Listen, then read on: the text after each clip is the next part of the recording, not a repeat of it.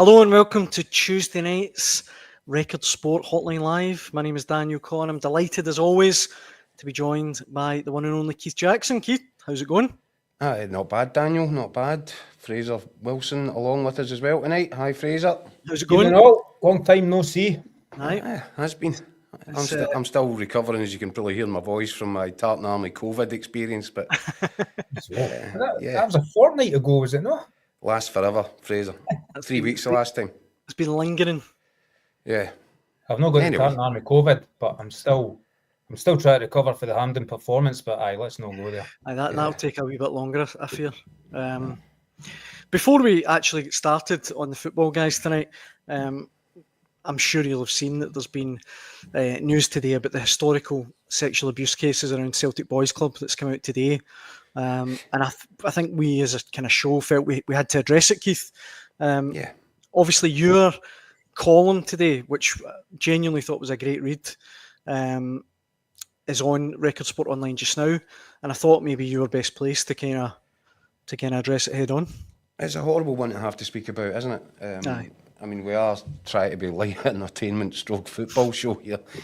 But I'm afraid that this whole situation is too toxic to be ignored. I'm glad that Celtic have come to a settlement with, I think, 70% of the claimants now. That's all been agreed today. That's good news. It's certainly good news for the survivors. And you hope that they get an element of closure out of this now. But I'm afraid I can't shake the feeling that this should have been done years ago. And I feel it's been a sort of dreadful, horribly thought out mistake by Celtic to put forward the sort of defence that they tried to put forward. I don't think it reflected well on the club. I am fairly sure that, the board, I would like to think they'll regret sort of trying to keep it at arm's length, trying to suggest that the boys' club was a separate entity from the football club. Anybody who was around, kids' football at that time, just football in general, everybody knew.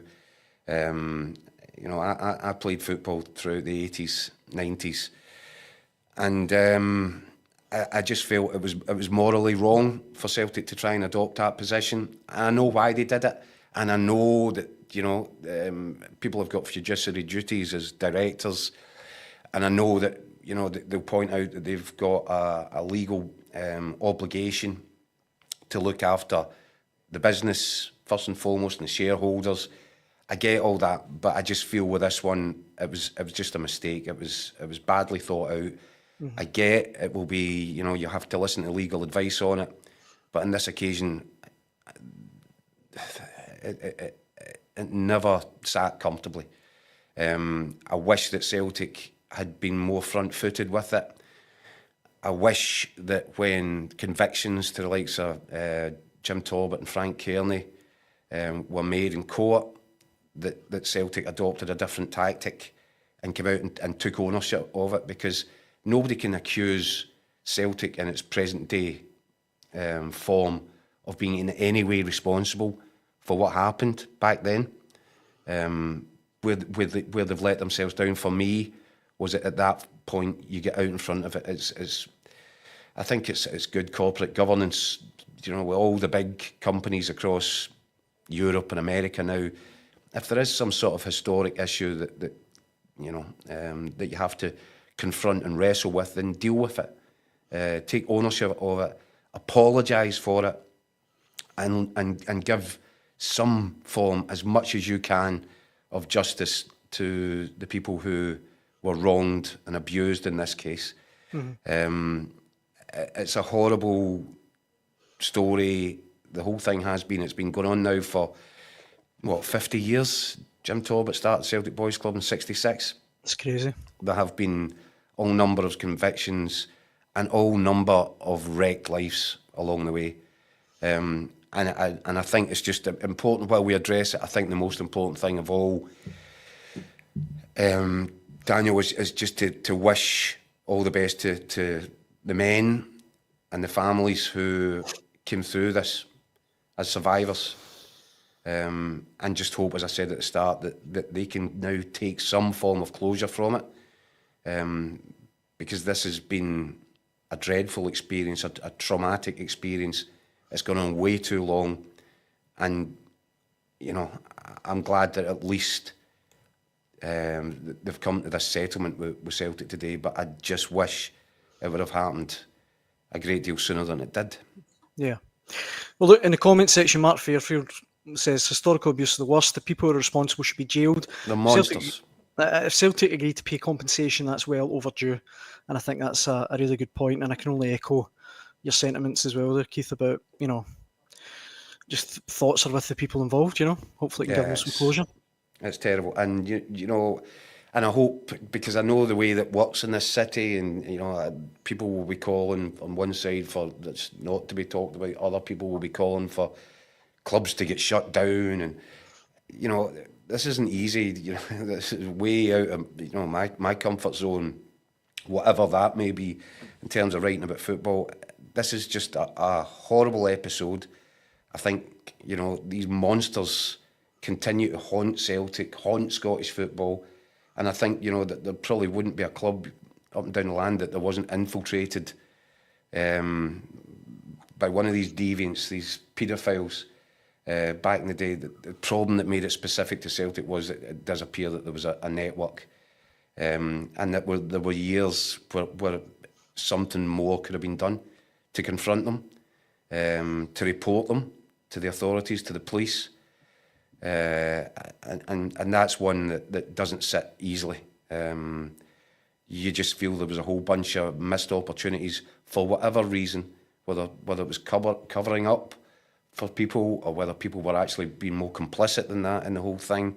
There was a number of opportunities to make sure that children, because that's what we're dealing with here, children were better protected. They were there to try and, with a dream of becoming a football player. And, for the vast majority, that dream was to become a football player in a green and white shirt. That was all that mattered, And these monsters, these absolute beasts, took that opportunity to manipulate the situation for their own gratification and sexual ends. And it's... Look, do you know what? I'd rather not talk about it. I hope it doesn't turn into a big talking point, because... we are, to all intents and purposes, a football show. Keep it light as we can. I don't want to get bogged down in this, but I think it's important that people recognise what's happened here, and I do think it's important that it's pointed out that Celtic could probably have done a great deal more with this. They could have brought this to an end some time ago, and should have done. I think they were morally compelled to do more. But that said, I'm glad for the survivors that it's reached some sort of conclusion. There are still some cases outstanding, and we hope that they are dealt with speedily over the next few weeks, and maybe Celtic can walk away from this, move on from it, and finally be the club itself, freed from fighting a battle which, do you know what, deep down they probably realised they shouldn't have been fighting it in the first place. No. No, Keith, you're totally right, Keith, because I think we've got to remember there are 11 victims still out there that have had their lives absolutely ruined by this, and I'm sure all three of us have got great memories of our youth football days. No matter if you play in your 30s, your youth football days are the most important of your life for most of us. Yeah. And only talking about my own experiences, 3 or 4 managers I had at youth football level and at school level kind of played a big part in making me the person I am today.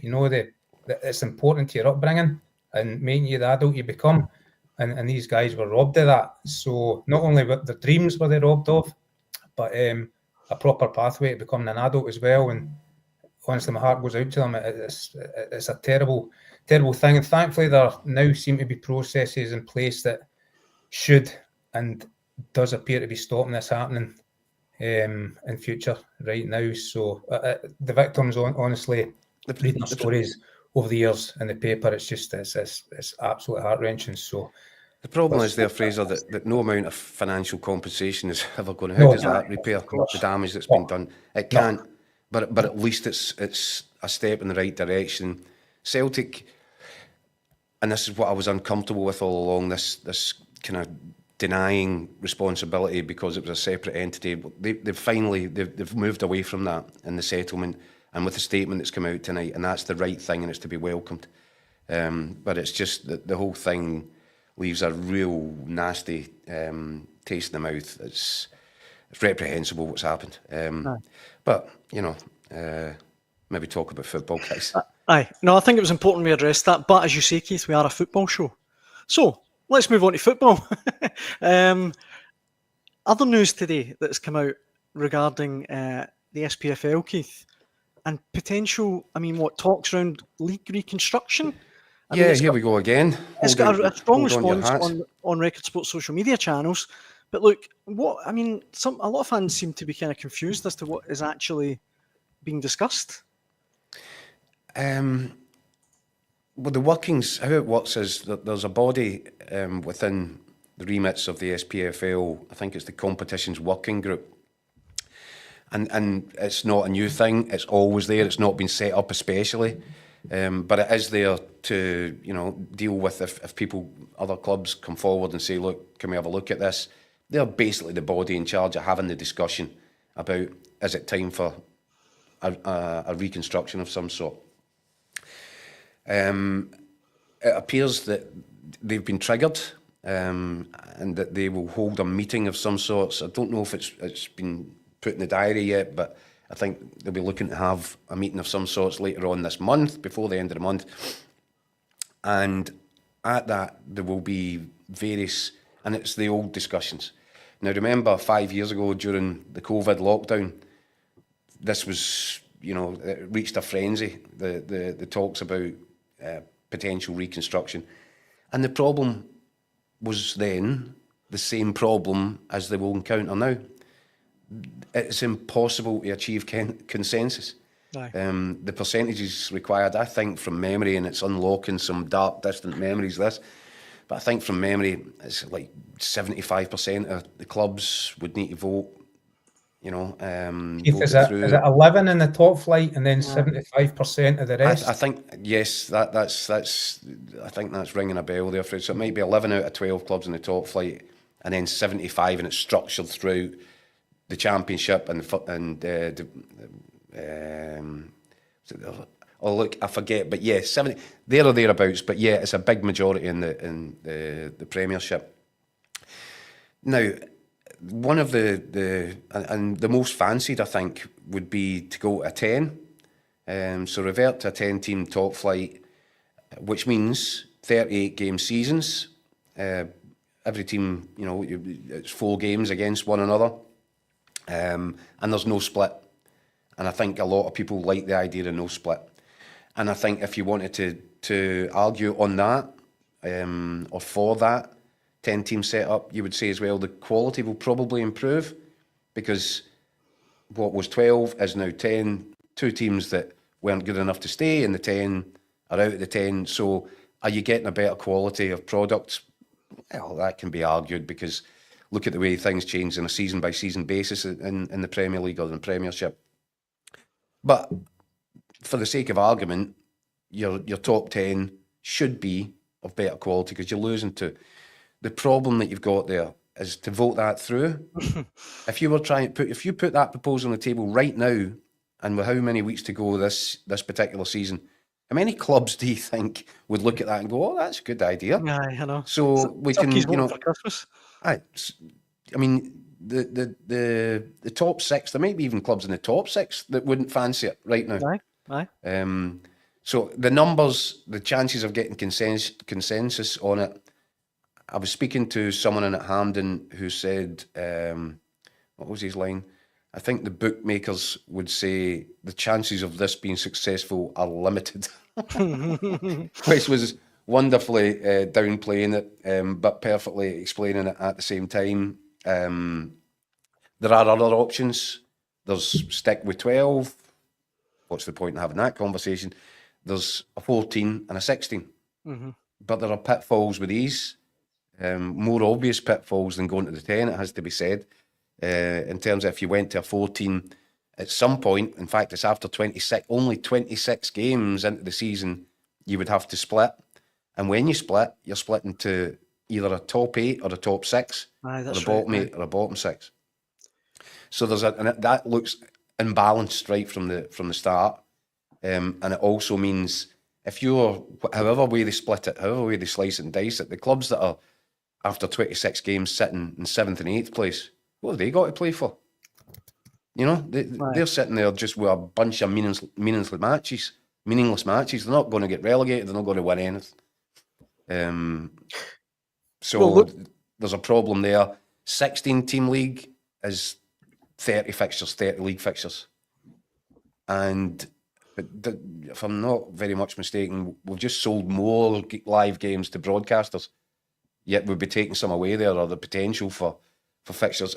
And are you watering down the quality? Yes, you are. You're also losing 2 Old Firm games from the schedule. And try making the broadcasters go along with that when you've just signed a new package with them. So I come back to, yes, there is going to be a conversation. Yes, there'll probably be a few rows along the way. Yes, it'll probably go on for weeks and weeks and we'll never hear the end of it for a while. But is it likely to happen? Are we likely to see a reconstruction of some sort in the top flight in particular? I'd rather doubt it. There is another discussion that will take place simultaneously about the lower end of the pyramid, and I think they're trying to insulate League Two clubs from relegation out of the SPFL. I don't know why you want to do that, because those clubs that aren't good enough to stay in the 4th tier, well, they should step aside and let more progressive, ambitious clubs come up. But there seems to be, and obviously it's Turkey's voting for the opposite of Christmas. They're trying to be protected financially, try to bomb-proof themselves. And part of that discussion could, I believe, involve the creation of yet another tier beneath the 4th tier of the SPFL, which be effectively, you've got a Highland League and you've got the Lowlands League. You might end up with a Midlands League as well, just to make the chances of one of these teams getting up through and into the pyramid, a little bit more remote. I'm not sure that sounds like a great idea either. But all these things are likely now to be talked around the table, probably for an extended period between this month and the end of the season and into the summer. Fraser, before I bring you in, right, let me throw in some of the comments, because we have had a strong reaction to this on Record Sports social media channels and some of the live comments too. Alan McClure says, if it goes back to 10, I'm done with it. Need a larger league, not a smaller one. Benefit the many, not the few. Charlie says, proposing for subtracting 2 instead of adding 4. Yikes. Angelo says, no proper league has 10 teams in it. We should go back to having 2 divisions like we used to, where each team plays each other team twice a season in the league. Try selling that one to Sky TV. Aye, exactly. And see where your broadcast deal goes. Aye. This one as well from David. He says, going to 10 teams is about as sensible as being blind in one eye and washing the other with bleach. 16 teams minimum is We'll try that at home, kids. It's the only way forward. And we've got plenty of live comments coming in as well. Dennis says 28-team league, play each other home and away, no split simples. I think basically what I'm getting at here, all the comments, guys, is that there's very few showing an appetite for a 10-team league. No, and this is the point, and I'll let Fraser, have his say on it. But this is the point. Whether it's fans of individual clubs, fans of different clubs, whether it's chairman, whether it's boards of the 42, 43 clubs that will get involved in all of this, there's no real prospect of consensus, because everybody's got their own agenda, and it was ever thus. And it's why reconstruction got torpedoed 5 years ago. And it's why this latest attempt is almost certain to be torpedoed again. What do you make of it, Fraser? Look, you could almost set your clock or your calendar by reconstruction chat, can you? Every April, there's some form of reconstruction chat. I think the last 2 years it's mainly been focused around the lower leagues and relegation out the bottom division. But as Keith rightly says, 5 years ago during the COVID madness, this was a big talker. But, I mean, there's a reason why your 16, 18 team leagues that we used to have happened before the event of live football, really. because now it's all about money. Now it's all about getting as many games and TV as you can. The big wigs are absolutely driven by money these days. More games, more TV revenue, happy big wigs. So motivation's right down to the bottom levels, always driven by money.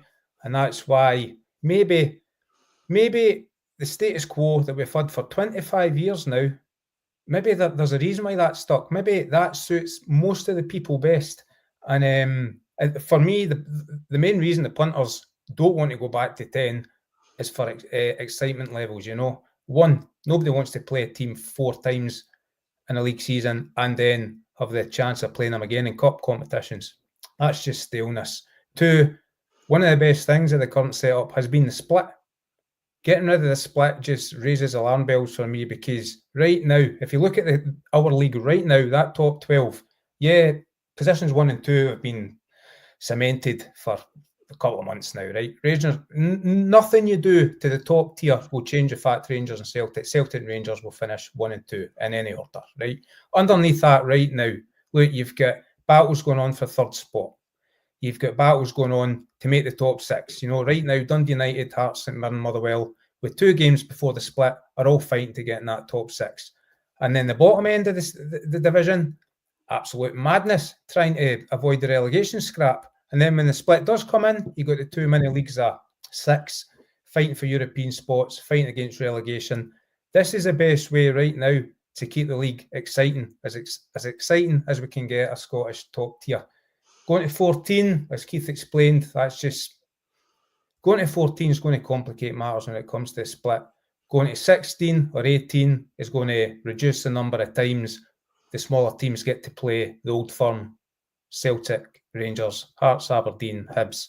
So they won't vote for that. They're wanting at least 3 cracks at the big boys to get the money in through the gates. Mm-hmm. Right now, I think the status quo suits almost everybody. And that's why, if you're looking for 11 out of the 12 top flight to vote to go to 10, it's not going to happen. I agree with Keith. It's not going to happen. Keith, I've always quite liked the split, but do I sense you're not a fan of it? Yeah, maybe I'm just guilty of being a traditionalist, but as Fraser said, this is now tradition.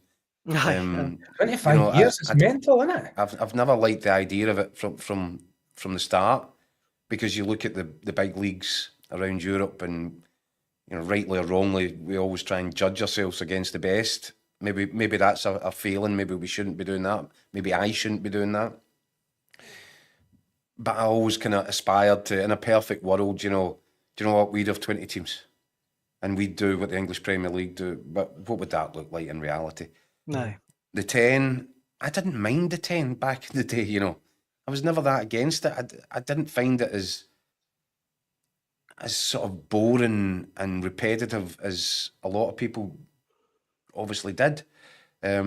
So yeah, maybe you're right. Maybe the 12 is the best solution. I've never enjoyed the split, because I just felt there was just something a little bit amateur hour about it. And I think it does throw up anomalies. It does throw up anomalies. It does. That's and there are certain unfairnesses which are generated because of the split and because of the nature of the split, with some teams having to go to specific grounds 3 times in one season. That's not fair. And I find that it's hard. A season to me should be 38 games, and I find it difficult to say to somebody after 33 games, you might only be 1 goal, of a difference between you in 7th and them in 6th, but you're now a bottom 6 side. And of course, you've then got the crazy one where that side that's sitting in 7th can win 3 or 4 of its games in the bottom 6 and end up with more points than the team sitting above it. Aye, it does. All these things I'm uncomfortable with. Maybe I've grown more comfortable with them over the years.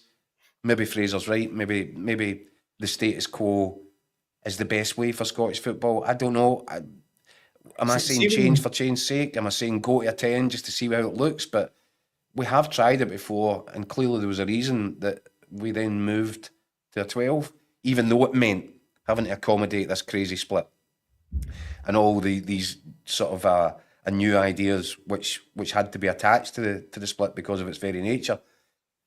If we were so bored with the product that we felt it was a good idea to take this on in the first place, it might not be that. It might not take that long to get back to the exact same position if we did change to a 10. But as I said, in order for it to change to a 10, you're going to need 11 out of the 12 clubs, whatever it is in the Premier League, to say, yeah, that's a good idea. That cannot be done because effectively 2 of those clubs are going to go right away and not come back, and it might be 3 if you need to factor in, a promotion. So no, I just don't see on any basis we can't achieve consensus in Scottish football. We should all know that by now. We just can't. Scottish football is the sport that could start an argument in an empty room. Never mind shoehorning all our professional SPFL clubs into one room and expecting them to walk out half an hour later, shaking hands and having worked out the new blueprint for the future of the Scottish game. It cannot happen because these conversations are led from a starting point by self-interest. Yeah. And until such times as somebody actually shakes the tree and says, do you know what, guys, we're going to put a chief executive, or we're going to put somebody in charge of this who is mandated by you, the clubs, to say this is what Scottish football should look like. We're starting with a blank canvas, and this, having done our research, this is exactly what we need. But that guy would need to be mandated. The clubs would need to agree to that in advance. Won't happen. And then, in this fantasy world where they do that, the guy would need to walk back into the room and say, right, I know you're not going to like this. You're not like it. You're certainly not going to like it. But here's what it is. And then everybody just has to get along and go with that. That for me, is probably the best case scenario, but it's a dream scenario. There's no way in this earth that the clubs are going to allow somebody that mandate to tell them, what their future looks like. It will not happen. Cannot happen. See, Stephen, just one last thing for me in this, and going back to the split again, I think I've just realised talking about it how much I love the split. But having covered Hearts for the majority, for a lot of this season anyway, I've covered Hearts. So they are now facing 2 huge games to make the top 6. They play Dundee United this Sunday, and one of those 2 sides is in serious danger of not making the top 6. And to be honest, it's Hearts. Imagine if Hearts miss the top 6 now, and it would probably be down to the start they made to the season. That'd be disastrous. So that makes the next 2 games huge for Hearts. Whereas in a normal league, they probably could just trundle on until the final 3 or 4 games of the season. See if you compare our split, by the way, to similar sized European leagues. I'm thinking that it's more fair. It's more equitable.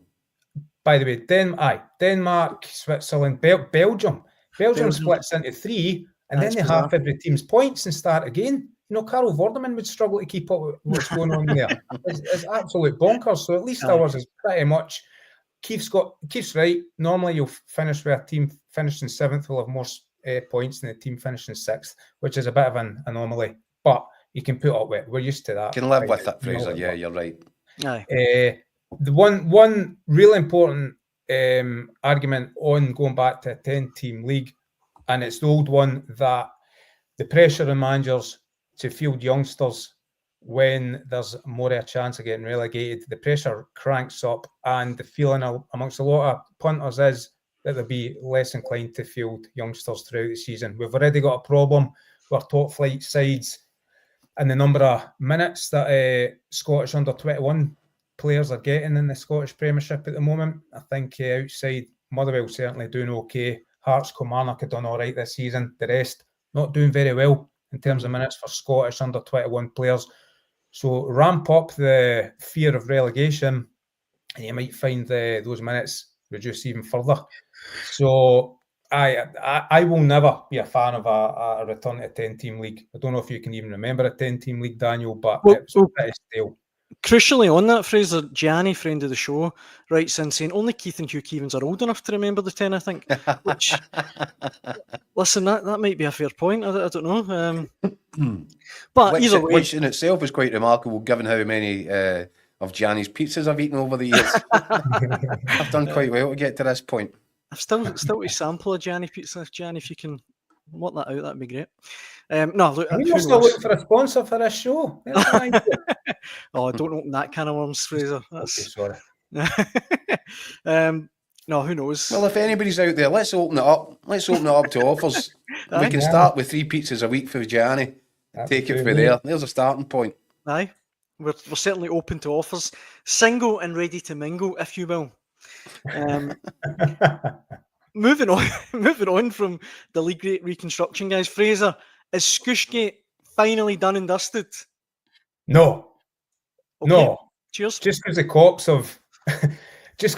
have said there's been no criminality committed. Wow. I mean, really? The guy scooshes some water, no criminality. I don't think you need to be Bergerac to work that one out. But that's another one for you, Daniel. That's a show for the 1980s, by the way. No. So the cops have had a word with Rangers, advised them on future conduct, if you like. But certainly there'll be no criminal action taken against Václav Černý. But, you know, the SFA are still looking into it. I wouldn't be surprised if in the next few days we maybe see some form of slap in the wrist at least coming from the Hampden Beaks for Václav Černý. I think we've all heard her saying this incident that as ridiculous and infantile as it was, they probably feel they need to do something just to nip it in the bud in case there's another Old Firm game to come soon. You don't want tit for tat or fans throwing things at players and saying, well, he scooshed us with water, you know. Aye. So just to be seen to do something. So, aye, it is escaped the wrath of the law. I've got a funny feeling there might be something coming down the line from Hampden. I don't know how strong they'll go. Can you really ban a guy for doing that? Do you know the thing for me, and maybe you guys know better than me, I still have never seen any evidence to suggest he actually deliberately sprayed it in at the fans. And has it just been running about spraying imaginary champagne and accidentally hit some of the supporters in the front row? Or has he turned around and scooshed it straight in the supporter's face? Because they're two different things. And I wouldn't mind knowing exactly what happened, but I guess we never will. I think you just got a bit carried away, didn't you, Keith? Yeah. I saw somebody comment the other day that I quite liked, that, you know, no fan should go to a football match and come home with slightly damp trousers. That's a fair point, aye. Come on, guys. You know that what my approach has been to this from the start, Daniel. It's not changing. If anything, I'm getting slightly more fatigued by it. I think the authorities might do something to be seen to be acting, but I don't think anybody should be getting bans for scooshing some water about the dugout. Technically, it's ludicrous. Aye. And it only became an issue, let's get it right, only came an issue because it's the heat of the moment in a Celtic versus Rangers game that Celtic were losing in front of their own supporters. And, you know, we've seen Rangers fans react horribly. We've seen Rangers fans, and what was way worse than any of that, was when Rangers were winning the last Old Firm game, when Arnie Engels get felled by a coin. Why? The Rangers fans were meant to be celebrating that. No. So you get these examples, and I get it, there's a responsibility on the players. And they have to answer to the footballing authorities and all that. I think Fraser's right. I think that there might be, you know, some sort of sanction, but it shouldn't be anywhere close to being a suspension. It should just be like, you know what? Don't do that the next time. Don't be so stupid. And we can all move on, maybe. I'm so glad that the police haven't got involved, though, because that would have just... Aye. You know, a bit mad. That would have just taken us down a rabbit hole, wouldn't it? I don't know where you go after that. I think asking for everyone to just sit down and go, right, let's move on, don't do that again. It's asking too much, Keith. That sounds too sensible to me for Scottish football. Yeah, well, probably. Look, other stuff that's we must talk about before we wrap up tonight, guys. Kieran Gordon says, is Kyogo in Glasgow, or is it an April Fool's joke? This comes off the back of, I don't know if you saw the comments today, but Jorge Sampaoli, who was the Wren boss when they signed Kyogo, Keith, for £10 million. He's basically come out and said he didn't want him. Yeah.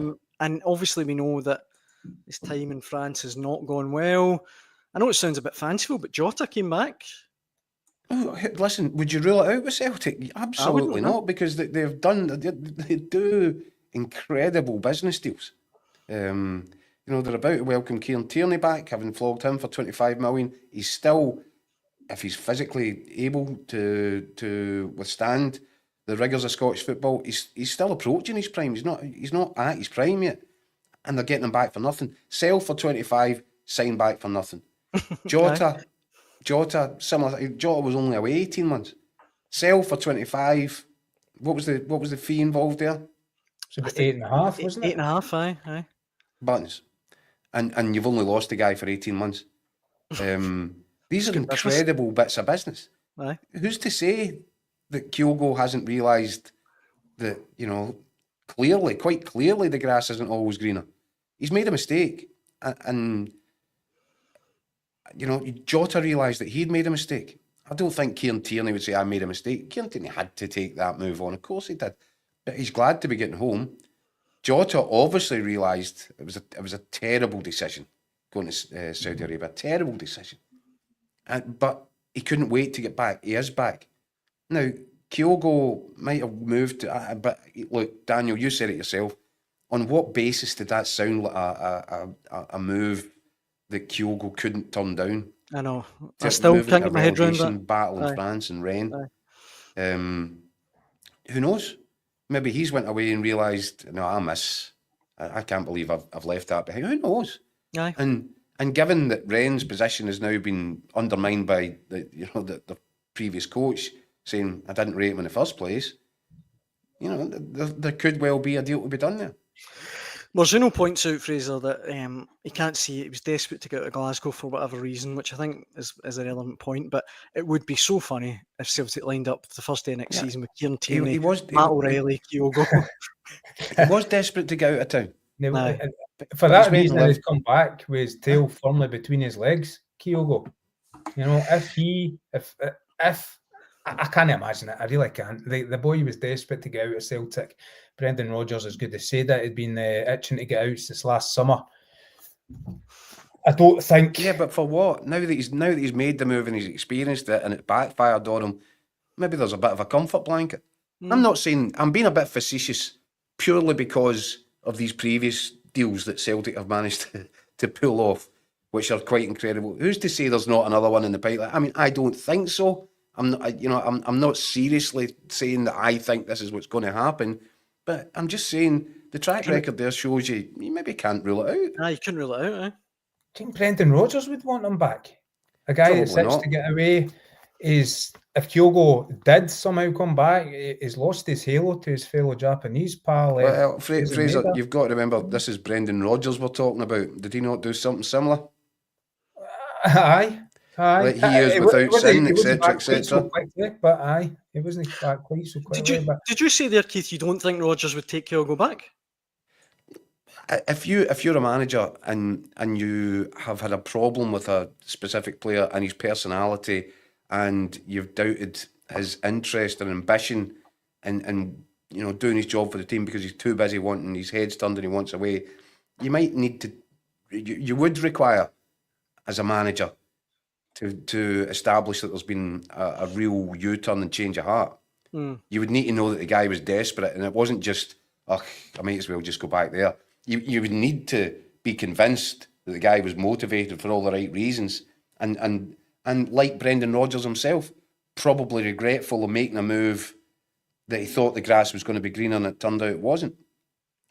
And I think, it would be, an astonishing position for Brendan Rodgers to take if he said, no, well, there's no way back. Well, how can there be no way back? It would be very hypocritical for Brendan Rodgers to say that no player can make that same journey, the journey that he made as a manager. But I think if you had doubts, and clearly they did have doubts, and I think Kyogo was irritating for a move behind the scenes for some time, that will have played on people's nerves. That would have gotten people's nerves. That will have wound people up the wrong way. So it would need to be a very contrite version of Kyogo that came back. And he'd need to be able to convince all the relevant parties that he wanted to come back for the right reasons. But I don't know. Look, I think this is almost a fanciful conversation we're having. As I said, let me make another argument, all right? Celtic made £10 million out of this deal. Serious money for Kyogo, who's the wrong side. Make that again. The wrong side of 30 now, if I'm not mistaken. They've taken Kieran Tierney back at 27, 28, and Jota even younger. There's a future there. Brendan Rodgers and Celtic worked 2 or 3 transfer windows in advance. They've got irons in the fire. They know who they want to go out and sign as a Kyogo replacement this summer. They've got Days and Mida in there doing the business. Adam Mida, who I still think has plenty to offer. Jota on one wing. Oh no, I sound like I'm going to start singing here. Nicholas Kuhn another. You know, they're not desperate for Kyogo to return. And to be honest, this wasn't his strongest season before he left anyway. I would be astonished if Celtic took him back. Rebels their eyes elsewhere, and he'll quickly have been forgotten by the Celtic management. Rebel in the comment section there says Dyson thrives since Kyogo left. Will they disrupt that? It's a fair point. Very fair point indeed. You're always looking for the best squad you can get, though. And you'd be crazy if you weren't opportunistic. If, for example, you sell for 10 million and you can get back for a quarter of that 6 months later, that sounds like good business to me. John, yes, you might be writing off the sell-on value, but you tell me that he's not worth £2.5 million to have in the squad, even if you've now convinced yourself that Dyson Maida's your main central striker. Kyogo's your backup. Look, I don't think it will happen, by the way. I must kind of preface this with that. We're talking, fantasy stuff, really. But if you actually look at the sort of nuts and bolts of would it be possible? Yeah, Rennes would have to take a massive loss. Celtic would need to be convinced that they were doing it for the right reasons. Brendan Rodgers would need to be happy that Kyogo wanted to be part of it and fully committed to it. So you've got all these different factors. But it's not to say that it couldn't happen. I just think it's highly unlikely. And we've probably wasted the last 15 minutes talking about it. Well, just before we finish, guys, actually, I wanted to quickly touch on Dundee versus Rangers at the weekend. Oh, how can you do that quickly? That was a box of frogs. That here we are, here for another half hour for us. This needs a whole show of its own. Please don't take me back there. Try to file a match report at 7:30 at night with a 8:30 deadline. Oh my word. Well, I saw on last night's Hotline Live, Keith, that you spoke to ex-referee Des Roach about Dundee's disallowed goal. He seemed to, I think, say that Dundee had a case, that Tony Docherty was maybe correct. Fraser, it was difficult trying to get a clear answer out of Des. I tried my best, but he was a little bit non-committal to it. But I think he said enough which made you think he's got some sympathy with Dundee's position on that, as do I have to tell you. Well, so they are, and Fraser, I think you're of the same mindset as well. Aye, I had to look deep to find a actual replay of that goal because Premier, BBC, nobody seemed to include it in the highlights packages. So the only view I got of it at the time was at the game, and as Keith will know, that Dens Park press box is not a good vantage point for anything happening in front of you. So yeah, the goal happened right in front of us, but I had to just trust that David Dickinson got it right. And basically it was they really mentioned. I mentioned it in my match report, but I didn't say it was the wrong decision. Only after Tony Docherty's comments, which we reported in this morning's paper, did I go hunting for a replay of this incident, and it was quite hard to find a replay of it. But I found one, and it's pretty close. It's not surprisingly DTV that I found it on. It's a good angle from behind the incident. And no, I agree with Tony Docherty. Ridvan Yilmaz is taking a heavy touch. It's a pretty rotten touch. Josh Mulligan's perfectly entitled to slide in. He slides in front of the player on the ball to try and connect. Yilmaz does get the ball away, but at no point is there contact between the two players as far as I'm concerned. And Yilmaz sort of throws himself over the He buys the foul, Fraser. He knows that he's run the ball into trouble. He knows he's got himself in a bad position. When the tackle comes in, he sort of does a triple sulco and a twisted pike, doesn't he, in midair? And I think all the while we're watching the ball nestle in the back of the net, thinking, gee whiz, it's 3-0. So, I think he quite cleverly got himself out of jail.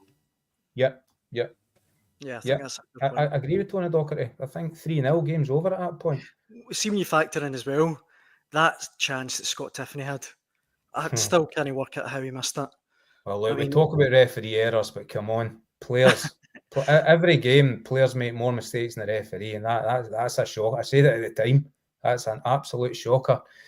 Yeah, that would only made it 3-1. That was before they did go 3-1 up, so I'm not quite sure the Bernard would have had in the game, but I couldn't believe it at the time, and watching the replay back, I still can't believe it. Aye. Tiffany was excellent, and he went on to Aye. score the third goal, a really, really, really good goal, but he'll be having nightmares about that one. Aye, absolutely. To be fair, he did make amends with the third goal, and it was That's a what I very mean. well taken. Aye, fantastic finish. And he was outstanding. He was really good, Tiffany, but that chance was mad. Before we finish, guys, Gianni, Keith is on form tonight.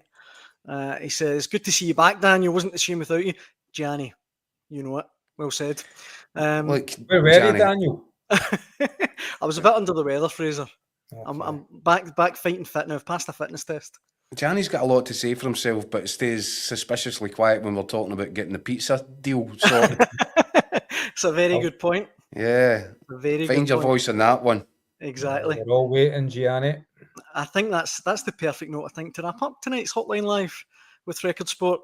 Gianni, the ball's in your court. Thank you very much. The pizza's in your oven, Gianni. The pizza's in the oven, The meatballs in your court. Thanks so much for all the comments and getting involved in the discussion. We really appreciate it. We'll be back to do it all again at 6 p.m. tomorrow evening. Fraser, Keith, it's always a pleasure. Yes. Sure. And we'll do it tomorrow, Daniel. Excellent. We hope you can join us then. Thanks for watching.